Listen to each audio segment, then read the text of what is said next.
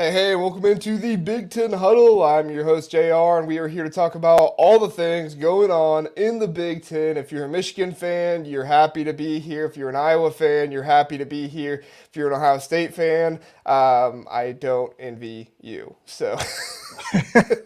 But we've got a great show. We have Zack and Connor here with us to break down all the things that went on in Week 13. We're also going to talk about the Michigan State hiring of Jonathan Smith, and we're also going to talk about Indiana firing Tom Allen, talk through that situation a little bit, and then also talk through who do we like as candidates for the Indiana job? Who are some guys that we should be on the lookout for? And are there any sleepers out there that maybe it's like nobody else is really thinking of this name? We'll throw out some names, get our kind of thoughts on that. But before we do that, I want to let these guys introduce themselves and tell you where you can find them at. Zack, let's go to you first. Yeah, so I am Zack Guggenheim. I run the Big Ten Football Talk podcast, which you can find on Apple, Google, Spotify, wherever you get your podcasts. Basically, just talk anything and everything Big Ten football. And so this is the third year doing it. We drop podcasts Monday and Thursdays. We'll have a pod tomorrow morning, kind of detailing similar content. And then Thursday, we'll talk about Big Ten title game. You can find us on Twitter and Instagram as well. Very good. Thank you, Zack. Appreciate that. Connor, you want to go and let the people know? Yeah, so I'm Connor from Inside the Nest. You can find us at that on Twitter. It's Inside the Nest 0. We're on Instagram as well, Inside the Nest Pod.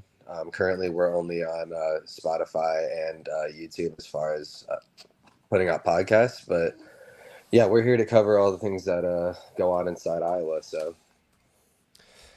Awesome. Yeah, in Iowa, great season. It's been a little strange to say the least. You know, a lot of injuries. Brian Ferentz, I don't know if I've ever seen an offensive coordinator get fired and then win the division after that. So it's been quite the crazy year for Iowa. We'll have a lot to talk about when we get to breaking down their game. But before we break down games, I want to first go into Michigan State and what's going on with Jonathan Smith. So I don't know what their game plan was here. I don't know if something released early, but just like in the middle of the Ohio State game, I was locked in on that game. So in the middle of the Ohio State game, I start seeing stuff on Twitter about like, oh, Jonathan Smith is being hired. Of course, Jonathan Smith being the head coach of Oregon State, who played the night before in their Civil War game against Oregon. He is now the head coach of Michigan State. There's rumors out there that not only are they paying Jonathan Smith well, but they are also going to increase the salary cap of what they are allowing for his assistants, kind of allowing him to do more of that. Guys, I want to get your thoughts on just like the hiring in general of Jonathan Smith. Do we like it? Do we dislike it? Do we think this will be a home run? Is it going to be a dud? What are our thoughts here? Zack, let's go to you first. Yeah, and at first, I think I saw too. He's bringing either his offensive coordinator or his offensive line coach. One of his assistants. He's coming along with him.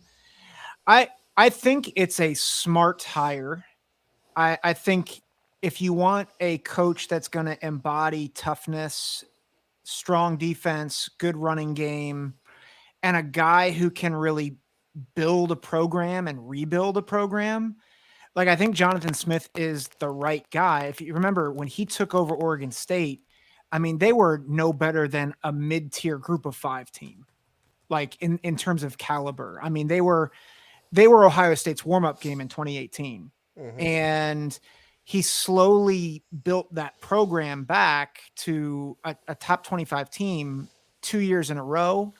Obviously they got blown out against Oregon, but you know, the Pac-12 got better alongside that. So, I mean, the Pac-12 was a bad conference a few years ago, and it's maybe the best conference this year in football. And he's really hung in there. He's had some good wins. So, like, I think the thing that I like about the hire is he's kind of the anti-Mel Tucker in the sense that Mel Tucker was kind of a hot name. He had one season at Colorado that wasn't even really good, and they hire him. And he has the lightning in the bottle with Kenneth Walker, where with Jonathan Smith, you have a 6-year body of work where he consistently got better and made that he didn't just have a good year, he actually built the program up. And I think that's what you want if you're Michigan State, especially with the Pac-12 powers coming in. You still have to compete with Ohio State, Michigan, Penn State. And they are hiring a guy that signals they know who they are. Power run, blue collar mentality. So I like everything about it except recruiting. Can he recruit the Midwest? His whole career has been the Big Sky or the Pac-12. And so can he either get those guys to come to Michigan State, or can he start building relationships in the Midwest? And I think that's my one question is, can he recruit well enough? And can he start building relationships in the right places? Yeah, I think you make a lot of good points there. He, just for reference, he got his career started at Oregon State as a GA. He then moved on to Idaho as a QB coach for 5 years until 2009. In 2010, he went to Montana as the OC and QB coach. From there, he went to Boise State for 2 years as the QB coach. So he was in the Mountain West for a little bit, but not very long. And then Washington as the offensive coordinator and QB coach from 2014 to 2017, and then 2018, the year that Zack referenced earlier, when Ohio State played them, was his first year until now at Oregon State. Connor, what are some of your thoughts? Yeah, man, I think that there's a lot of Michigan State fans that were a little bit bummed out that they didn't get Urban Meyer or maybe somewhat of a bigger name. But Oregon State is a team that I was super high on all year. Like, as far as rankings, I had them inside the top 20 pretty consistently. I mean, they had a pretty top tier offensive line. I don't know if they actually finished the year rated that way, but going into the year, I know that they had a lot of hype. And like Zack was saying, I mean, he built that program essentially from the ground. I think that if you're Michigan State, that's the first thing you want to see is a guy who's established. So I love the hire. As far as recruiting, I kind of agree, but you're already starting to see a little bit of the rippling effects. A couple of guys have already decommitted from Oregon State. Not to say that they're going to Michigan State, but I mean, it just shows the impact that he has, and I think just on recruiting as a whole. So I wouldn't be surprised if he gets some bigger names up in Michigan State.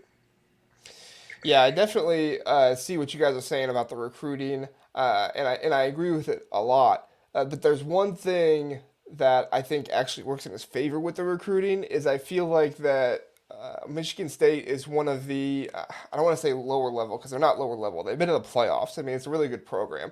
They got unlucky with Mel Tucker and Mark D'Antonio after he left, so that was hard. But this is going to be one of the first really Midwest schools that's going to have a connection out to the West and the Pacific area, right? I mean, Ohio State has a connection out there. Michigan does somewhat. I mean, they got Drake Nugent out from Stanford as a transfer portal guy. I don't think they have a ton of recruits from California in that area, but still some.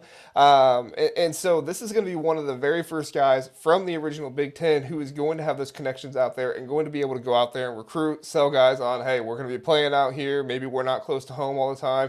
Your family will still see you. You'll get to see them out here, that kind of stuff. So, I do think his base needs to be in the Michigan, Ohio, Pennsylvania and Indiana has gotten better talent too recently. So he can definitely recruit from there. But that Pacific connection out there, I do think is going to pay off in dividends and help him out there. So just to run through his record at Oregon State really fast. So 2018 he was 2-10.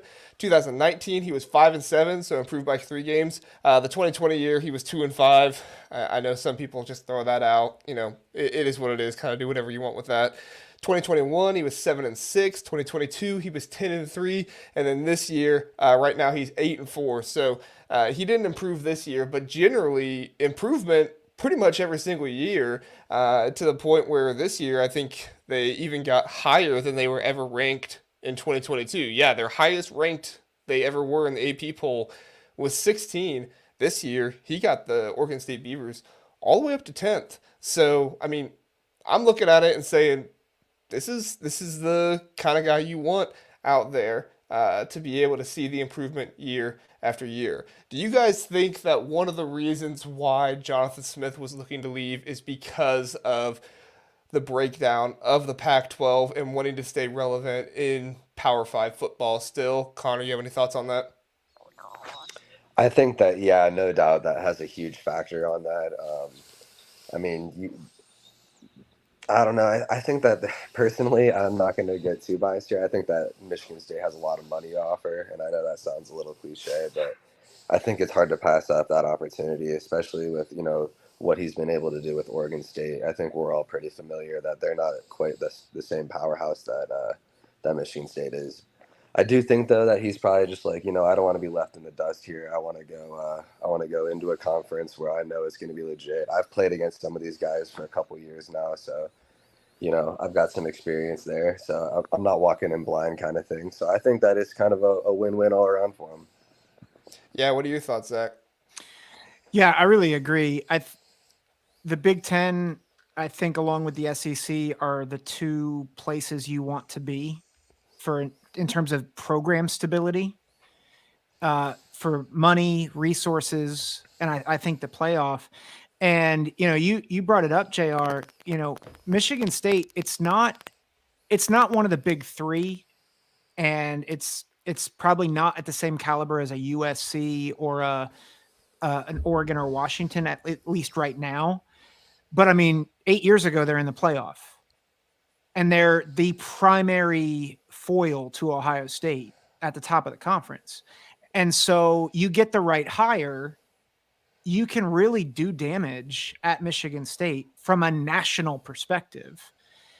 I don't think you can do that consistently at an Oregon State program that honestly, like, they don't have a home right now. So I think it's great for Jonathan Smith, and I think it could be great for Michigan State.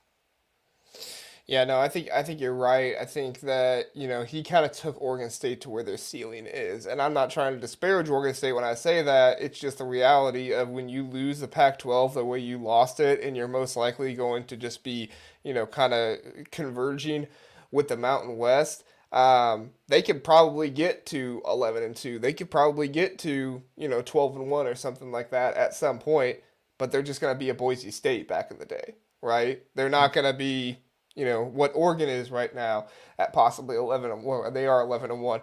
They're not going to be recognized like that. They're not going to be top 10 in the country. They're going to be top 20 and say, well, that's, a good group of 5 school. So I think perception wise, and I think you're right about the money and where you want to be as well. So good discussion there. Dylan is in here. Want to let me know, JR, I love you, but your hoodie is hideous. Yeah, well, I decided to represent because I'm so excited about the firing of Tom Allen. So let's talk about it, guys. Tom Allen fired out of Indiana, comes a day after. Listen, his buyout was set for, I don't know, $15 million, because that's like what they came down to. I don't know why Tom Allen would go down, but whatever. I guess he's a good guy. But his $20 million was like the third highest buyout in college football history and the highest in the Big Ten ever. So... which I don't know if you want to be setting those records. That's pretty bad. But Tom Allen is out of Indiana. Do we think this was a good move? Do we think this was a bad move? I mean, generally, kind of what are our thoughts here? And then let us know, do you have any candidates kind of off the top of your head that you would go to first? Zach, what are your thoughts? I thought it was – I felt like this was coming since the beginning of the season. He had the COVID year, which was great, and the year before that, which was really good, and then it was just nosedive. And I think 2021, you had all this hype, and you thought you were building something, and it was just like all the air got sucked out with Penix's injury. And since then, they just have not been competitive, right? So I like Tom Allen as a leader. I think he's a great guy. I don't think he's a Big Ten level coach, at least not a head coach. In terms of replacement, it's hard because there's a lot of names you could, like Jason Candle out of Toledo is a hot name. I've heard Justin Fry, the offensive line coach from Ohio State. If I'm a young coach and I'm offered the job at Indiana, I don't know if I'd take it. Which I hate to say that for Hoosier fans, but I just don't think this is a good stepping stone job, especially with the infusion of programs that you're about to get. The guy, and this would be controversial, is Pat Fitzgerald. And I don't know if he would do it, But I'm like, guy who can take low program to heights that no one would expect. Pat Fitzgerald did it for 17 years at Northwestern. So I don't be really controversial, but that would be my pick if the controversy weren't anywhere near it. Purdue fan Dylan also chiming in. Obviously, IU should have signed into a lifetime contract. Obviously, you're correct there, Dylan. Connor, I have some thoughts on the whole comparison of, leading the MAC and going to be in a bottom feeder in the Big Ten. Before we get to that, Connor, what are your thoughts on the Tom Allen firing, and who do you think might be a good candidate? Yeah, I'll keep it short and sweet. I mean, I think you said it best when you opened it up. I think a lot of people look at Tom Allen, they think he's a great guy, a great leader. He was a winner for a short period of time, but yeah, like Zach was saying, we just saw a complete nosedive. I think we all kind of tend to look at Indiana and see a one-sided team, much like Iowa. There's no defense being played there, but they always seem to have a lot of talent when it comes to receivers, skill positions, and all that. And I do think Tom Allen did bring that kind of juice to them, so they are going to miss out on that. But as far as someone I could see coming in, I've been reading not a whole lot, but I think a guy like Paul Chryst or like a Dan Mullen, someone like a vet. They like their old guys in Indiana, so I think you can't make a mistake going with a Paul Chryst, someone who's already led a legitimate team in Wisconsin and would be coming from Texas. So I think that it would be a solid stepping stone or a good place to fall and end your career at if you're Paul Chryst. Yeah, no, I think you make a good point there with somebody, and both of you kind of said it, with somebody who's been in the Big Ten, knows how to, bring a program up and maybe not, on the same level that Pat Fitzgerald did, but Paul Chryst was obviously able to get Wisconsin to certain heights, winning the Big Ten East multiple times.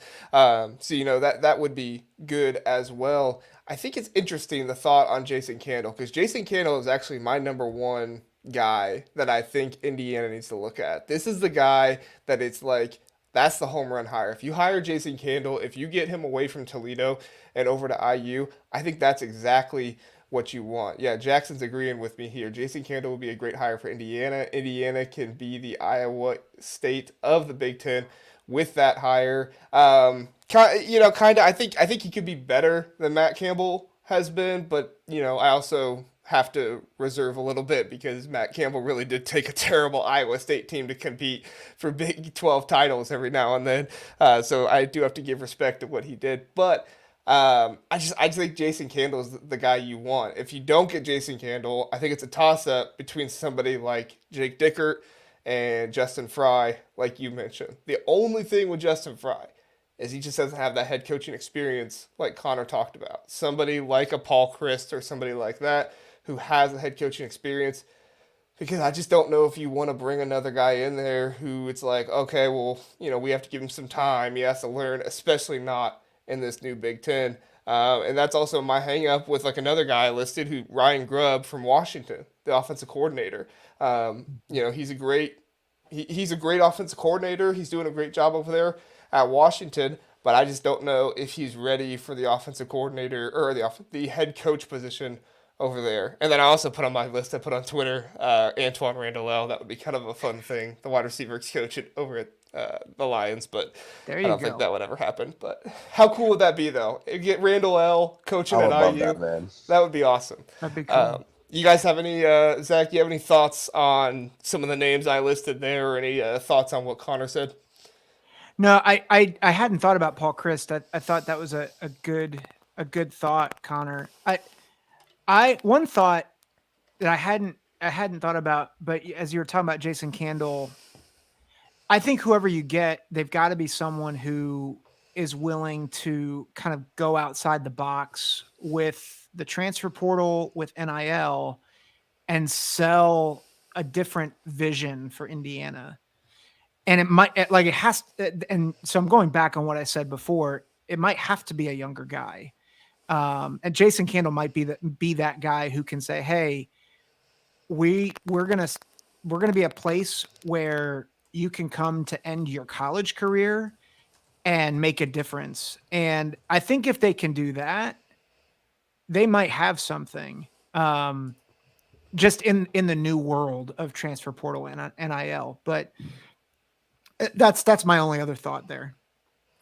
Yeah, I mean, Jason Kendall, I don't know if anybody really knows his history all that well. The dude is 65-33 at Toledo, which is not easy. I know they're in the MAC, but considering, the out of conference schedule that teams like the MAC play, or the teams that are in the MAC play, it's really an impressive record, especially with all that's going on there as well. And then in addition to that, 2-4 in his bowl games. I mean, the dude started in Toledo in 2009, and we're in 2023 and he's still coaching there. So obviously he didn't start as a head coach there. He was a head coach in 2016, but he worked his way up all the way from being the tight end coach to being the head coach at Toledo. So I mean, I for me it's less about age and it's more about just the head coaching experience. Do you have experience being a head coach? Do you know how to, run a program, do those kind of things? Connor, you have any thoughts on anything else that was said? No, I mean, I think you guys just nailed it on the head there. Yeah, yeah. Dylan letting us know Lee Corso has to be on IU's list. I love that. Yeah, I'm That's sure. awesome. I can see Lee Corso coaching with like a mascot head on or something. Oh man. All right. Well, let's move on to the games and get into it. So our first game, obviously, this is the one we're gonna have to talk about. Michigan beats Ohio State 30-24. Guys, when we said this was gonna be a good game, we were not lying, and nobody else was lying either when they said this was gonna be a good game. This was blow for blow. Ohio State comes back, ties it 17-17. Michigan responds. Michigan, Will Johnson goes down. Zack Zinter goes down. They remain resilient. They are able to pull it off. Ohio State tries to fight back, but Kyle McCord makes one last costly decision. Maybe it was hit on the arm. Maybe he was hit on the arm because the pressure got there. I don't know for sure, but it was an interception. Devastation for the Buckeyes. Connor, what were some of your thoughts on this game? Listen, man, I had a lot of money tied up into this one, so that one hurt me. You're either feeling really good or feeling bad right now. Not very good, I'll tell you that. So I was pretty confident in the Buckeyes heading into this game, but I have to give Michigan the respect they deserve. Losing some star players like that, I mean, losing Zinter, especially in the fashion they did. I didn't see the injury, thankfully, and I heard it was pretty gross. So they wouldn't even show it on the broadcast, they said.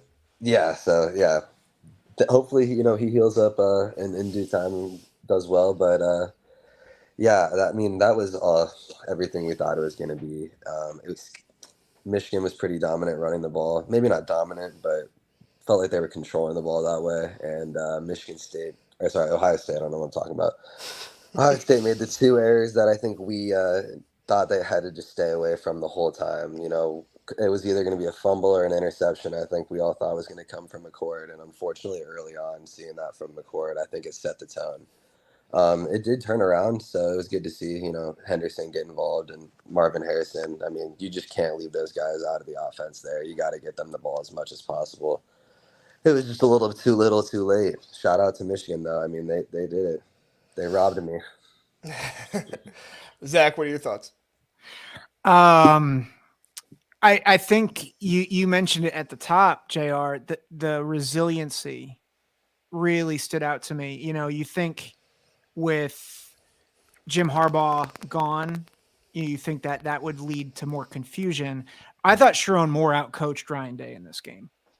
And so I thought he did a good job. It called a couple of key wrinkles with, I think it's Alex Orji, the backup, coming in and getting a couple of big runs to open up that run game in the second half. They had the halfback pass that really got them down close to the goal line. Zack Zinter goes out, maybe their best offensive player. And the next play, Blake Corum runs in for a touchdown. Will Johnson goes out, I think in the fourth quarter, their best cover corner. And they're able to get the pick at the end of the game. And so I thought, and it's not like Ohio State didn't counterpunch, right? I think, Connor, you made a really good point. Like they were pushing, they got the ball into the hands of their two best players in Henderson and Harrison. But I think the resiliency of Michigan really stood out to me. I think McCord, the first pick was inexcusable on that slant route. I think the thing that really concerned me going into the game, besides McCord's inconsistencies, is the linebackers in the run fits, which we saw that in the second half, but also the special teams. And I think that's maybe an underrated piece of this. Michigan dominated them in the special teams. Like, they pinned Ohio State back once. Where Ohio State had a chance to pin them back and they didn't. Michigan hit a 50-yard field goal. Ohio State missed a 52-yarder. So I thought Ryan Day relied on the worst part of his team too much. And instead of going for it on fourth early, I know it was in their own side of the field, but trusting your punter to do something that he has not been good at. And then at the end of the first half, he chooses instead to go for it on fourth down. He waits and takes the timeout and then tries to kick a 52-yard. I thought those sequences, it didn't lose them the game, but I thought they were things that did not help them. Whereas Michigan was willing to be aggressive. And I think that really, that didn't decide the game, but it certainly didn't help. And Ryan Day, I think, could have gotten control back, even from the pick.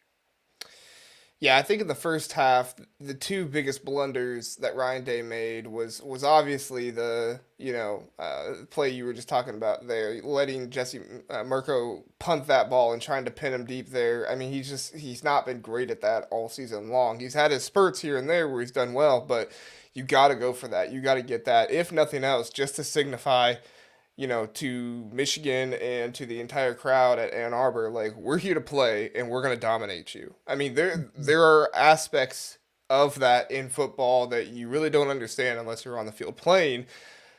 And I think that, Sherrone Moore decided, he said, listen, we're gonna tell Ohio State that. We're gonna go for it on fourth down. We're gonna dominate them. We're gonna hand it off to Blake Corum, and Blake Corum's gonna get at least a yard every single time, because guess what? He's Blake Corum and he can do that.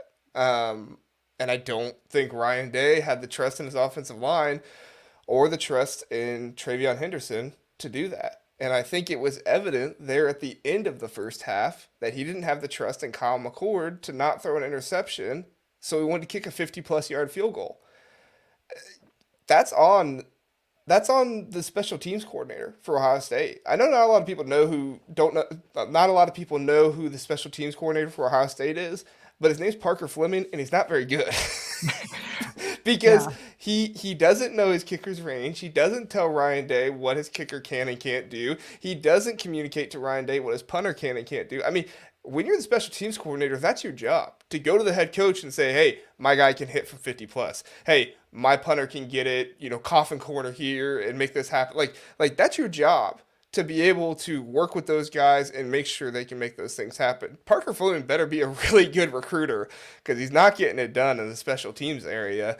And as far as I'm concerned, even if you don't necessarily trust Kyle McCord to the fullest extent there, you've got, 30 seconds left on the clock, a timeout. Try to run a quick out. Try to run something and just tell Kyle McCord, if it's not there, overthrow him. Just get it out of bounds, live to throw another ball or something like that.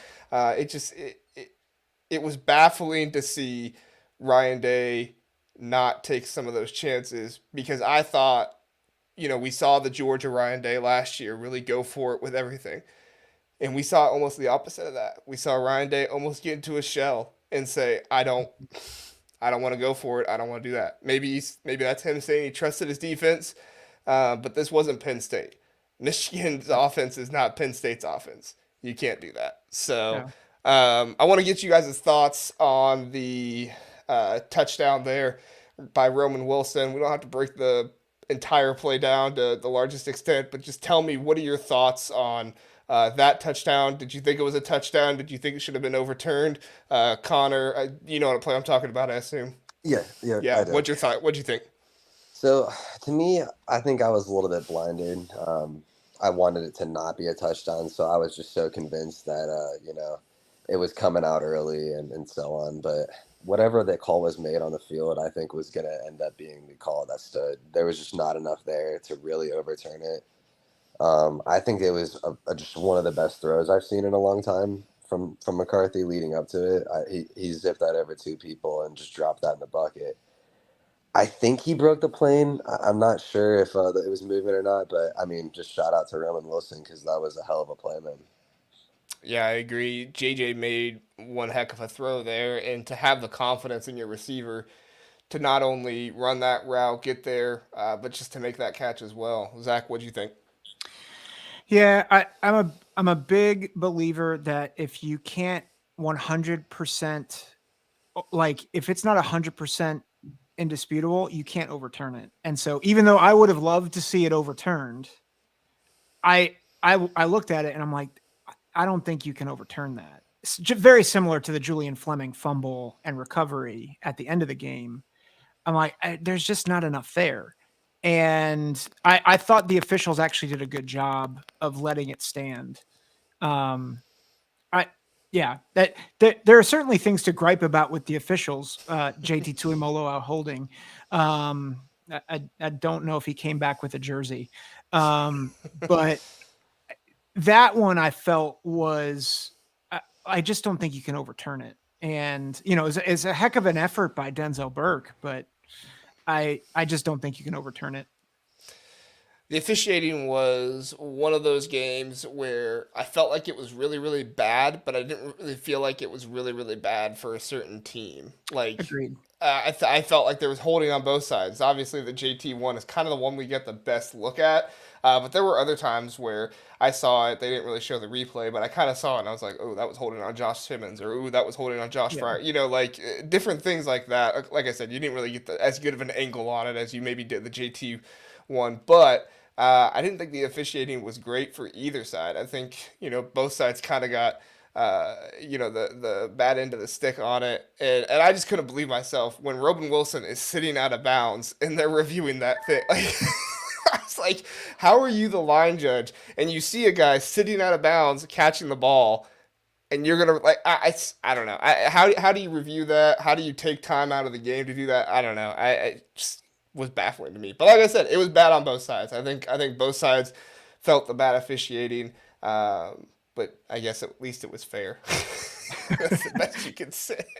So, all right. Well, let's get to Connor's Hawkeyes. Iowa wins 13-10 over Nebraska. Iowa cements a 10-2 record after firing their offensive coordinator, which Connor was begging for the last time we talked. Because I think it was after that Minnesota game, the last time I had you on. Yeah, that's right. Yeah. What were your thoughts on this game, Connor? So it was one of those games that heading into it, we had a lot of guys that were like questionable. There was talk that we might be sitting guys out because we wanted to get healthy for Indy. I don't think that actually happened at all. I think only one person came out, and that was Logan Jones, our center. So I think everyone wanted to play. Unfortunately, it's Nebraska. They're a tough team. It's a rival game. So I knew going into it that it was going to be low scoring. I think obviously everyone did, hence the over-under of the game being what it was. Yeah. 24 points is unreal. But hit the under still. Yeah, no kidding. But for once, it was one of those games with Iowa that I was not impressed with special teams. The last few weeks, our kicker, Drew Stevens, has been getting blocked at the line of scrimmage. He's pulled a couple, so we had to resort to a backup kicker, as I'm sure you heard a couple times. And it was his first kick at Iowa, and he came in clutch and won it for us. But yeah, our special teams was not sharp. So fortunately, we had our defense come up big and have a turnover at the end of the game. And shout out Ethan Herkett. And it was just one of those ones. I'm happy to get a dub and move on. Just go to Indy, wipe my hands at 10-2. We don't get 10 wins often in Iowa, so shout out to Kirk Ferentz. Yeah, to me, I mean, it was just a wild ending there. Interception. Deacon Hill throws the interception, and then right after that, Chubba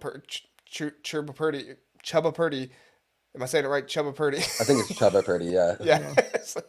it sounded wrong, but anyway, he throws the interception after that. It was just a crazy ending because what has Nebraska struggled with all season long? Turnovers. And they get the turnover. It's 10-10. They get the turnover. It's like, oh my gosh, we have life. And then Purdy throws the interception. It was like, oh my gosh. I didn't really have a dog in this fight. I didn't have money on this game, so like I was just kind of watching it for fun while I was at my in-laws' house. But I was like, man, I felt bad for Nebraska. Not that I didn't feel happy for Iowa and Kirk Ferentz because I think it's a cool story this season, and I've kind of been pseudo rooting for Iowa a little bit. But I just felt bad for Nebraska. It was like one more game where you have this happen again, where it's the turnovers, all those things going on. Zach, what were your thoughts on this one? Yeah, I just felt sad for Nebraska fans. Because it's been the feeling of the past 4 or 5 years now, and I think there's a feeling amongst some Nebraska fans like, here we go again. Is Matt Rule really just Scott Frost 2.0? He's not. No, He's not. They've actually won a close game or two this year.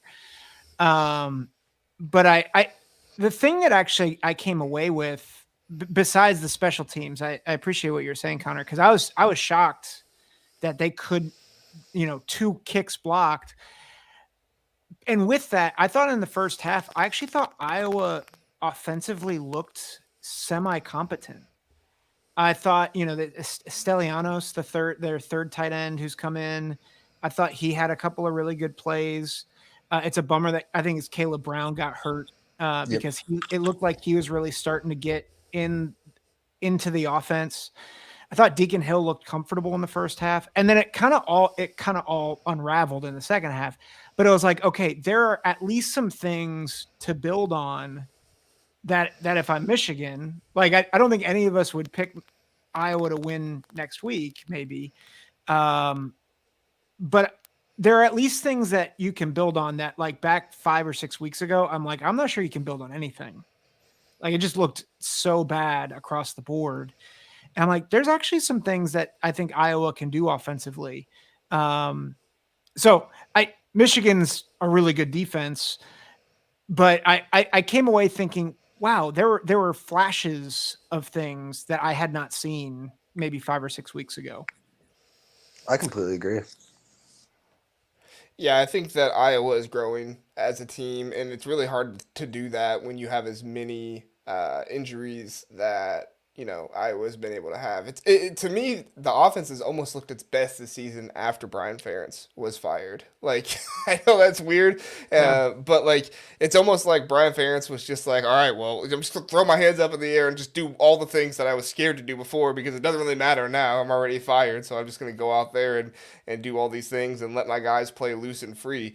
So it's kind of crazy the way it's worked out, but hey, that's how it goes sometimes. So, all right, moving on. Before we do get to Wisconsin and in Minnesota, there, South Side, he comes in a little late. Jr., I love the Randall L. head coach call. Appreciate that. In addition to that, Zach, while you were talking, I just had on Bleacher Report come up on my phone that reports former NFL head coach John Gruden has support for Indiana job after Tom Allen firing. I can't imagine why John Gruden would take the Indiana job, but that guy Bleacher just has Report. so much baggage, man. I mean, just look at what happened in Vegas. Yeah. It was a mess. Can they just send Frank Caliendo to dress like John Gruden? Yeah. That might be better. The thing that I was surprised, I was reading this article a little bit, trying to also pay attention to what you were saying, Zach. But apparently he's still in a legal battle with the NFL over his leaked emails that led to his resignation. So I don't know. I guess he is just through with the NFL, but he's also working for New Orleans as a consultant right now, or a consulting role. So I don't know. I would be shocked if that happens, but none of that sounds good. I don't think so either. Yeah. Like, could you imagine John Gruden coming into your house to recruit you? Dude, he's just too much, man. I He's I just don't. too much. Yeah. He's a hell of a QB whisperer, though. I mean, obviously he had his own show though for a Right. while. I mean, well, and that's the thing. Like, there's a ton of guys out there who are like really good football minds, Oh, but sure. like being a good football mind and like being a good coach is not what gets it done in college football. Like look at Chip Kelly. He is one of the smartest, football minds there ever was. Like the dude has forgot more about football than I'll ever know. But still, like he's struggling out there in UCLA because I just don't think he has the charisma. I don't think he has the drive to be that recruiter and do some of that stuff, or maybe just even run a program. So, but still, incredible football mind and can really coach guys up. So, all right, just wanted to mention that. Wisconsin beats Minnesota 20. I put 24. I think it was 28 to 14. Yeah, it was 28. Sorry, I'll fix that. But yeah, 28 to 14. Braylon Allen had a game, 2 touchdowns. What was it? 165 yards, 26 carries. Really just carried Wisconsin on his back in this one. Zach, what were your thoughts on the Wisconsin Minnesota game? I'll keep it simple. I think we're seeing what Wisconsin could have been if Braylon Allen stayed healthy. I think they were, they pulled away in the second half.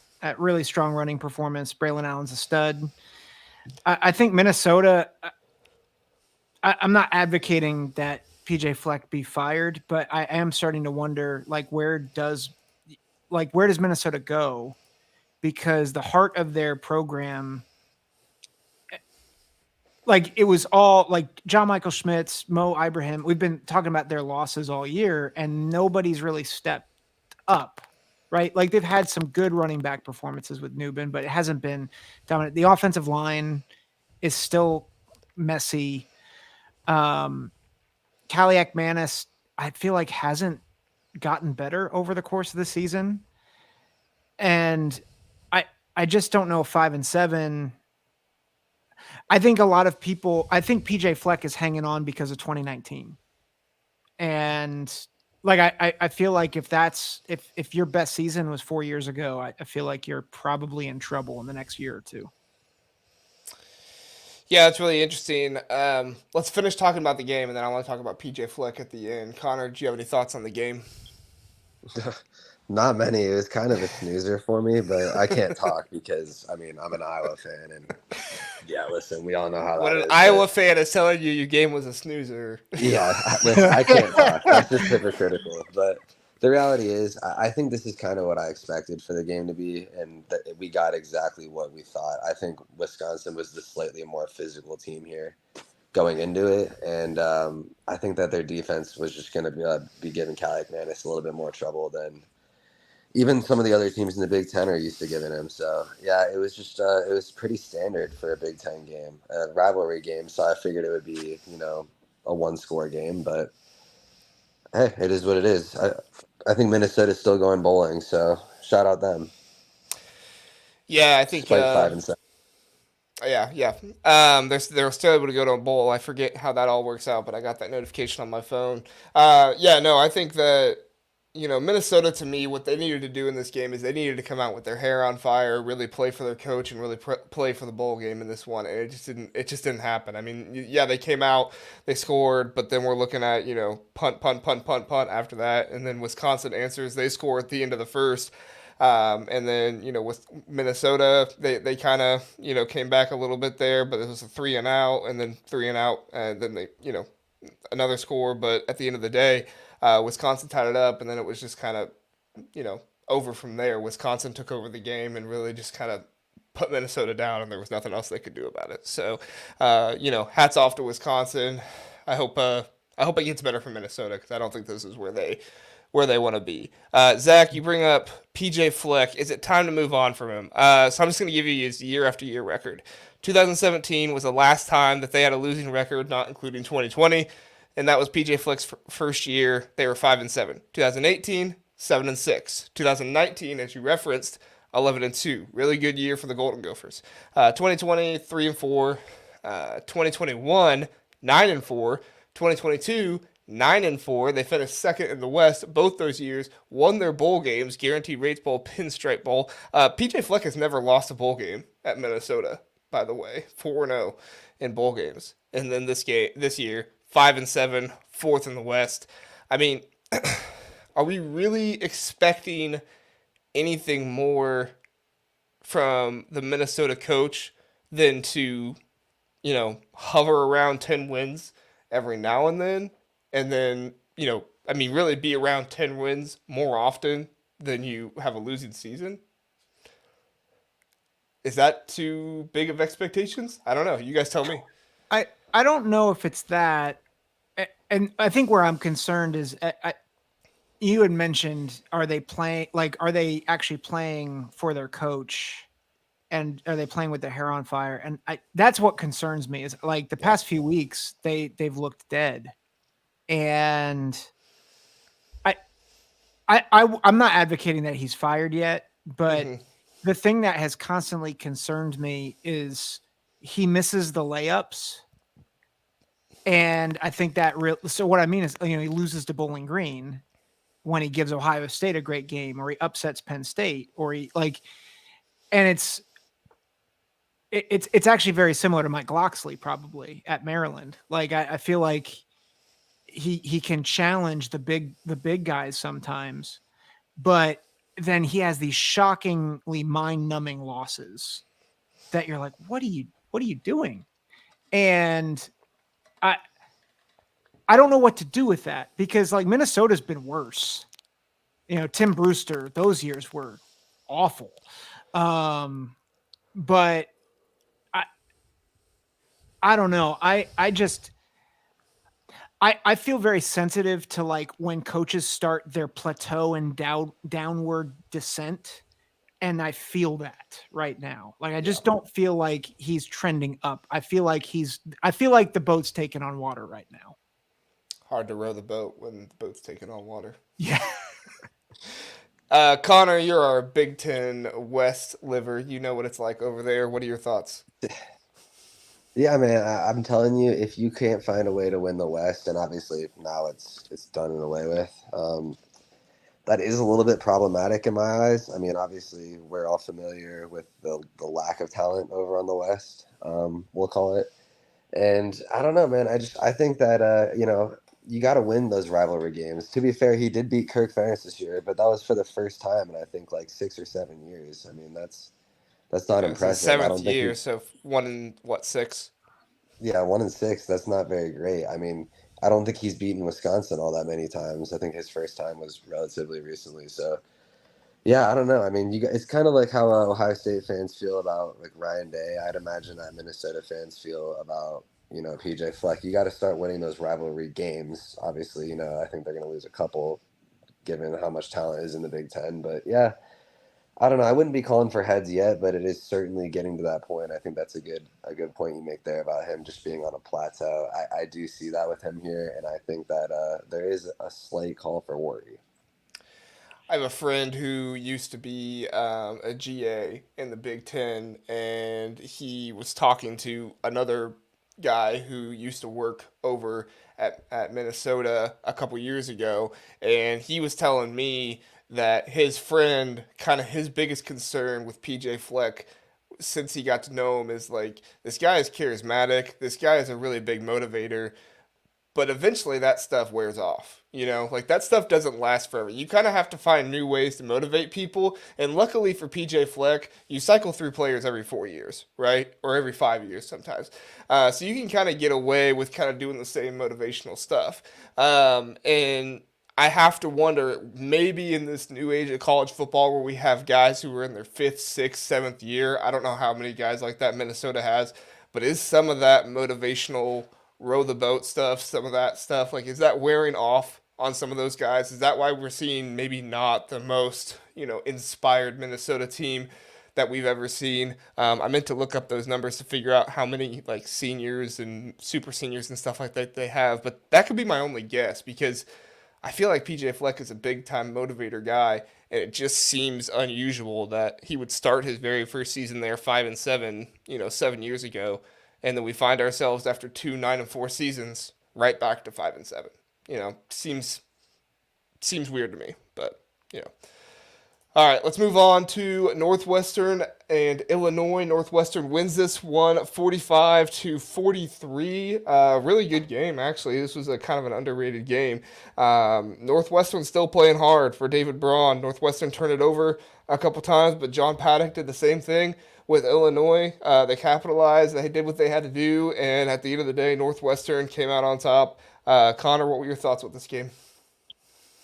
Unlike the Wisconsin Minnesota game, I mean, this was the opposite of what I was expecting. I did not expect to see an 88 point, game here.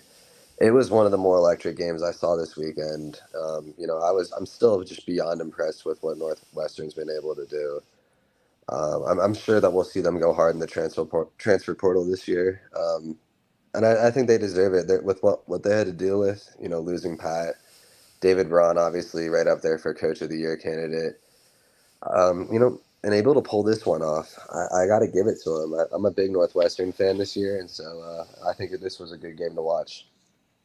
Oh yeah, man. I thought Illinois was going to tie it up there. I mean, that 80-yard touchdown, there with 55 seconds left. Oh, not 19. 55 seconds left. Like, that's huge to get that 80-yard. Just absolutely crazy. And they get out there, they try to get the 2-point conversion fail. I mean, that just has to be one of the most demoralizing moments on the football field you ever experience, when you have like one of the biggest plays ever, to bring you back. You're right there. All you need is a 2-point conversion, and you don't get it. Like, especially for John Paddock. Like, this guy has been huge time and time again for Illinois this season. And then it comes down to this 2-point conversion. He doesn't get it. Just heartbreaking. Zach, what do you think? Oh, brutal. Yeah, I mean, I think it's fun. I think Northwestern might be one of the best stories, if not the best story in the Big Ten this year, with David Braun and all that he's gotten them through. They're fun to watch.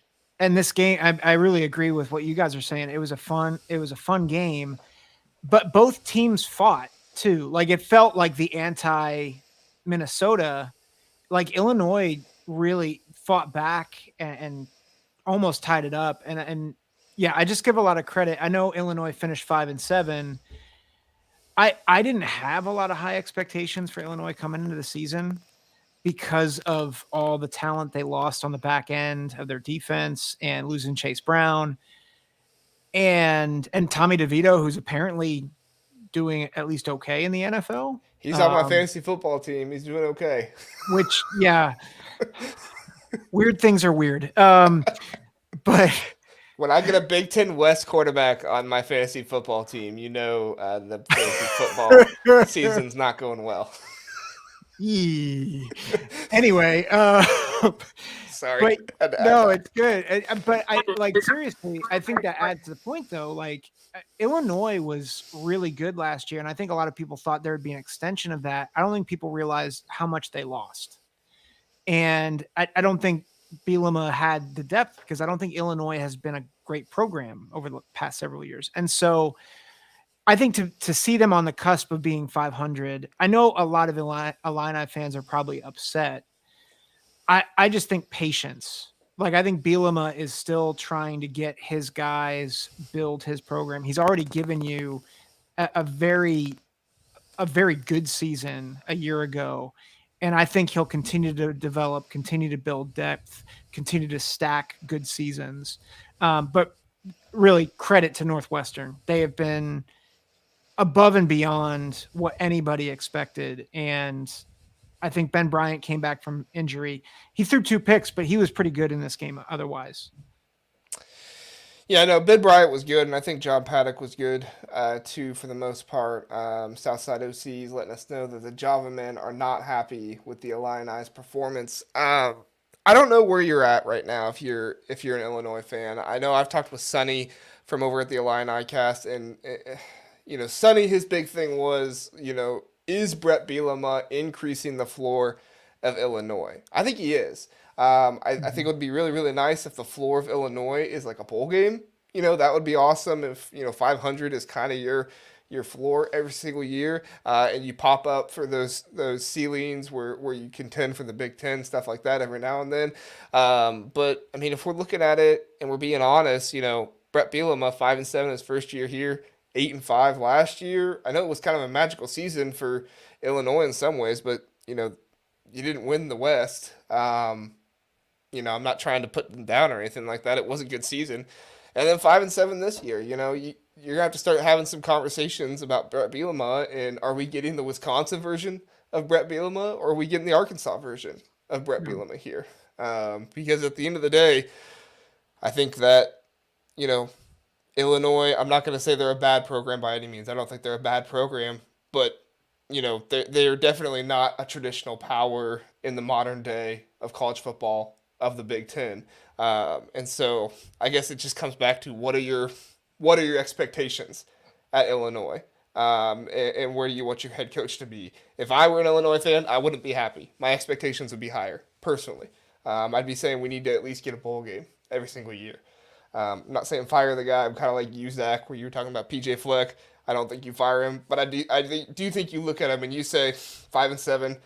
It happened. That's fine, but it can't happen again. Am I off base there? What do you guys think? No, I think Brett Bielema, I mean, he's proven himself to this point. I'm sorry about that. So? But I think he's proven. I mean, I guess he's shown he can deal with the Big Ten at least. Maybe the SEC is a little out of his range there, but I mean, you see what he can do with turning guys into Devin Witherspoon into top 5 picks. I mean, that guy's been balling out. Tommy DeVito. I think he was a transfer in, and maybe I'm wrong there, but I mean, he's able to take these guys, develop them into something that we didn't quite see before. So I wouldn't quite give up on him yet, but I think that it is, you're right. I do want a bowl game every year. So, yeah. What do you think, Zach? Yeah, I was trying to look up their record year in, year out for the past several years. And you look at their, the past 10 years from 2013, there's only 2 seasons before Bielema got there that was 6 wins or more. And he's, over the past 3 seasons, he has 18 wins. I think it's more than any coach that's been at Illinois maybe since Ron Zook. So I totally agree that the floor I would want would be a bowl game. I don't think that's what Illinois has been. And I think to get there, I think maybe Illinois, we're looking at Illinois and what it could be, and we're saying, oh, Illinois is like a Minnesota. I might contend that Illinois actually has been more like a Northwestern or dare I say a Rutgers. But I think with a better positioning, and I think they're getting up there. I think Bielema really helps them. I just looking at their record, you guys might disagree with me there, but just looking at the past 10 years, not at all. Yeah, I think like the public perception of Illinois has been a little bit better than like the public's perception of Northwestern and Rutgers. Like those are normally looked upon, but like pretty bottom feeders like Indiana, Northwestern, Rutgers. But Northwestern, obviously, Pat Fitzgerald had them poking up every now and then, and we have Northwestern 7-5 this year with an interim head coach who's now being the head coach overall.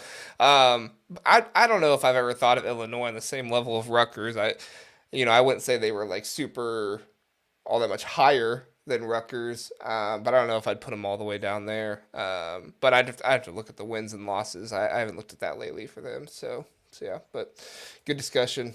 All right, let's move on to Maryland beats Rutgers. Speaking of Rutgers, 42-24. Talia Tagovailoa. I know there's some controversy with Purdue fans because of Drew Brees and all that stuff, but he is now the career passing leader in Big Ten history with yards. So that's kind of a cool thing and a testament to his career.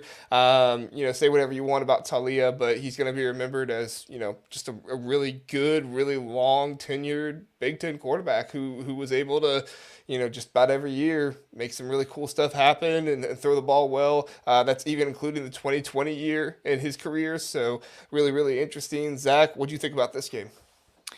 Man, good for Maryland to finish the season off right. I was really worried that they would kind of go into the tank, especially after that 4-game losing streak. And so I was proud of Talia for really pulling them out and attacking this Rutgers defense. I think Rutgers, they fought hard. Monangai, I think, got to 1,100 yards, first 1,000-yard back in Rutgers for Rutgers since 2012. I just think Rutgers was backloaded, and they had Ohio State, Iowa, Penn State, and then Maryland. And like Maryland's has not been great this year, but they're certainly more talented than some of the other teams they played. I know 6-6 finishing with a 4-game losing streak is not how anybody wants to finish, but I was proud of how Rutgers, they fought, and they came back 28. They were down 28-3, and they could have folded, and they didn't. So I think hats off to Maryland for finishing off the right way. And I think really hats off to Rutgers for fighting and getting to 6-6 with honestly a ridiculously hard schedule. Yeah, no, I think you're on point there. They started off with I wouldn't say an easy schedule, but looking back on it, Northwestern, that's a 7-5 team. They finished with a better record than Rutgers was. So that was a good win to start the year. Wagner, yeah, that's an easy win. But who was the other? Virginia Out of Tech. conference? Yeah, Virginia Tech. I mean, obviously that's not a great ACC team, but still, like I wouldn't be confident in Rutgers beating Virginia Tech year in and year out. So they got that done. I remember early on in the season when we were looking at I think they were had 5 wins at the time. We were looking at their record and we were like, they have got to get 6 wins before these last 3 games of the season, because it's too brutal to end the year with those games. So, and props to them, they were able to make it happen. Connor, what were your thoughts on the Maryland and Rutgers game? See, unfortunately, I actually was not able to watch this one, but when I see the score turn out, I'm not particularly surprised. It seemed like Maryland did need a little bit of a blowout game here. They have such an explosive offense, obviously, with Talia trying to, I think, go get that record, too. I think they were playing with a little bit more of a chip on their shoulder. They wanted to go, break that a little bit extra for him, too. But I don't know. I do like Rutgers a lot. I was a big fan of them. They're kind of like Northwestern to me this year. I had a hard time not rooting for them. They got screwed with their schedule, like you guys were saying. I don't want to be a broken record, but yeah, they looked like they kind of plateaued as well. Like they showed glimpses of being really, really solid. Like they played Ohio State for a first half there, really tough. But from that moment on, it kind of just fell off for them. So at least they made a bowl. Yeah, no, they made a bowl, and that's awesome for Greg Schiano. If you ask me, he's in the top 4 at the very least of the Coach of the Year conversation. I think it's pretty clearly David Braun, and Kirk Ferentz probably would have won it if it wasn't for the interim situation of David Braun and that stuff. But what he was able to do this year. So yeah, no, I agree with what you're saying, Connor. I was looking because I thought I remember, but yeah. Maryland, they scored on their first 4 possessions. 7 plays, 75 yards. 2 plays, 55 yards. 5 plays, 75 yards. 1 play, 44 yards. I mean, this is just like what you fear in playing Maryland. Like their big playability. They can start a game hot and just really bury you early. I mean, in the first almost the first quarter, they were able to put up 28 points on Rutgers. And Rutgers is not a team who's going to come back from that very easily. So, like you said, Zach, props to them. They were able to come back from 28-3 and make it almost a 10-point game. It was an 11-point game at one point, and they were able to answer. But, yeah, I mean, that's what Maryland is, and they had their offense running exactly the way they wanted it to run this time. So, we got the Ohio Pod guys. What's up, guys? Just finished our therapy session over on the Ohio Podcast. You guys aren't going to want to listen to the Ohio-Michigan segment because we probably gave Michigan too much props for your liking, but go back and listen to it if you want to continue your therapy, I guess. Well, let's talk about this for a minute for Ohio guys since they're here.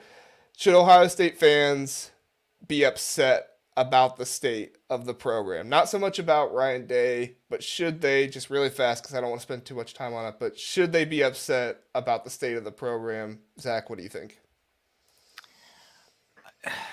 State of the program, no. I think there are things that Ryan Day needs to change. Yeah. And I think if he doesn't do them, one of them, Parker Fleming, needs to get fired, which I've heard that there are whispers that that's going to happen. At the very least, demoted. Yes. I'll say this. Besides the obvious of McCord, like he either needs to improve or there needs to be a change there. I think Ryan Day needs to give out play calling to somebody else, because I think that's keeping him from being able to actually manage the game. Yeah. No, I think it's a good call. Connor, do you have any thoughts? There's no chance Ohio State has to be worried. Yeah, Ohio State does need to beat Michigan. I know that's what everyone's upset about, and it has been 3 years in a row. But they were cheating for 2 of those years, and realistically, man, I think their recruiting class is one of the best yet again. I mean, they have the number 1 recruit overall. I know that there's some whispers that he might not be going to Ohio State anymore, but as of right now, man, I wouldn't be too worried. McCord is a little dicey there, but who knows how he'll be after a year of experience, you know? Yeah. All I hear is from the Ohio State fans is Aaron Nolan is coming in. The freshman sensation is going to come in. He's going to be a stud. He is.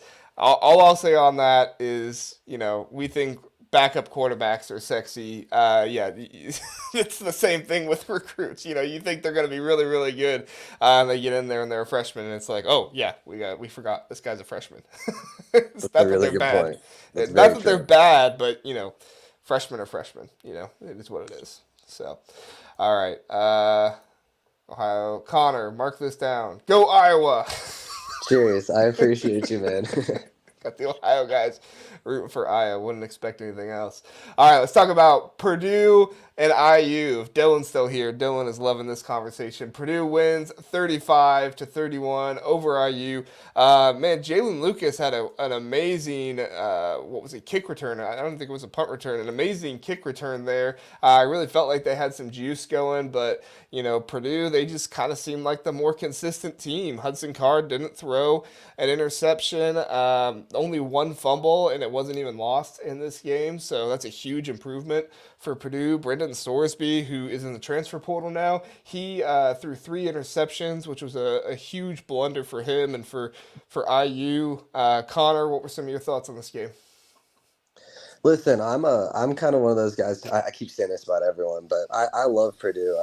I shouldn't after what they've done to us a couple years ago with David Bell, but I'm a big Purdue fan, and I think that the way they play, I think they're heading the right direction. I know their record doesn't particularly show it, but they've got guys like Tiananmen. I don't even know how you say his name. That guy is going to be a freak for a couple years, and it just felt like this game was the nail in the coffin for Tom Allen. But I still am just so impressed with what I saw with Indiana to end the year. I thought they were going to be what Northwestern, I thought they were just going to be the 2 bottom feeders, maybe win a combined 3 or 4 games max. But they really exceeded my expectations. So I'm happy to see that, IU kept that one close, especially with an in-state rivalry. Oh, and I said it from the beginning. IU has talent. They're not like a completely talentless team. You see that in the Big Ten sometimes, where it's just like, yeah, they have some big players, but they really don't have any talent. That's not IU. IU has talent. They just can't put it all together consistently enough throughout the game, and I think a lot of that comes down to coaching, which is unfortunately why I think Tom Allen needed to go, and I think it was the right decision to happen. Zack, your thoughts on this game? Yeah, not much. I think Hudson Card played like we thought he could. I think when he's on, he's a very talented passer, and they have good receivers. I'm excited to see where Ryan Walters goes from here. I think that Connor, you were saying like you like where Purdue's heading. I do too. I knew this would be a tough year just with Jeff Brom leaving and a lot of the players leaving with him.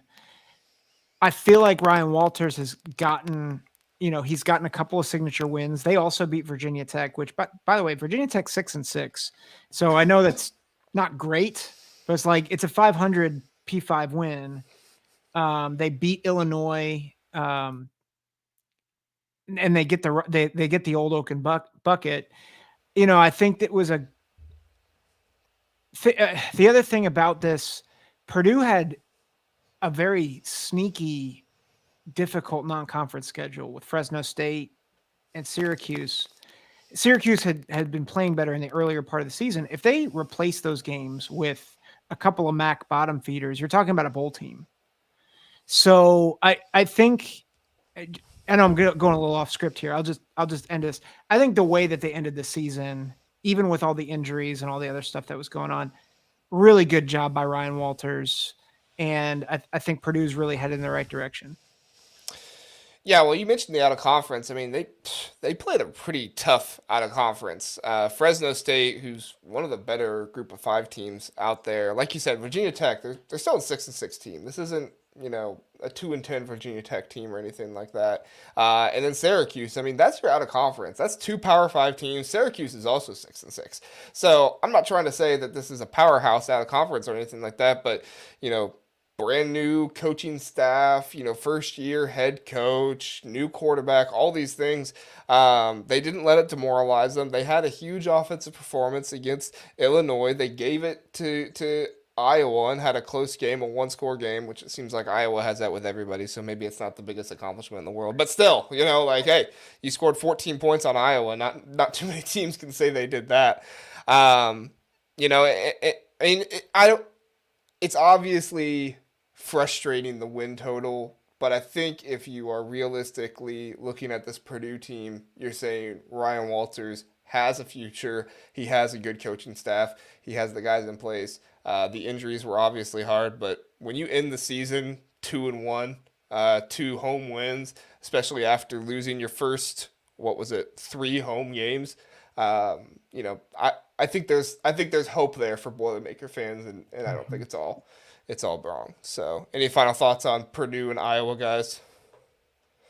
No? All right, let's get to our last one. Penn State beats Michigan State. I don't know how many thoughts we have on this one, but 42-0. Drew Aller unleashed his arm in this one through a couple more deep balls than maybe we were used to seeing. It was almost like Mike Yursich just didn't want him to throw them all year, and Drew Aller said, hey, I'm going to start throwing them. He averaged 11.2 yards per pass in this one, so that's better for him. Katron Allen, Nick Singleton, they ran. I mean, it looked like the offensive, performance that they needed all season just came one game too late. And you saw a Michigan State team that, I mean, they didn't look like they wanted to be there. They didn't look like they had the health to be there. They didn't look like they had enough players to be there. Just a tough game for Michigan State. But like we talked about earlier, there's hope with Jonathan Smith. So, Zach, what were your thoughts on this one? Yeah, interestingly enough, I thought the first half, there were first quarter in particular, there were moments where I was like, Michigan State, there's some good players here. And which makes sense because they won 2 of the past 3 games before this game. Yeah. And I thought Penn State struggled a bit in the first half. And then I think the second half, the talent gap really blossomed and they were able to take advantage, I think, of the attrition of Michigan State, which allowed Aller to throw the deep ball. They got Bo Prabula involved. I have a lot of questions about Penn State moving forward, but I'll just say that Penn State did what they do to overmatched teams. They grinded on them, and then they go over the top and they're able to score a bunch of points. But I still think there's lingering issues with this offense, and I think the score is not indicative, I think, of Penn State figuring things out. Yeah, no, I think there was a few more deep balls and stuff like that, which was nice to see, but you're right. It wasn't like it was, from start to finish, this offense is better.